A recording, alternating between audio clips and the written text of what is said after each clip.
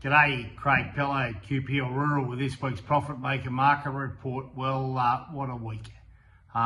We've finally got a bit of rain. We've had somewhere between 25 and 40 mils of rain in the district over the last 36 hours, and just an absolute magnificent way to finish off the week.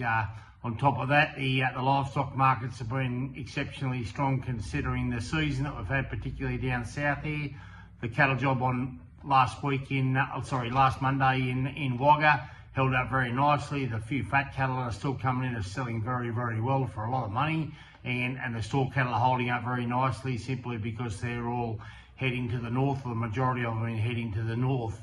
It's been interesting this last month or so here at Temora, where the office is, that the trucks going past, there'll be cattle trucks going day after day going through here heading north with cattle, and in the opposite direction there'll be hay trucks coming from the north going south into Victoria and southern New South Wales with hay.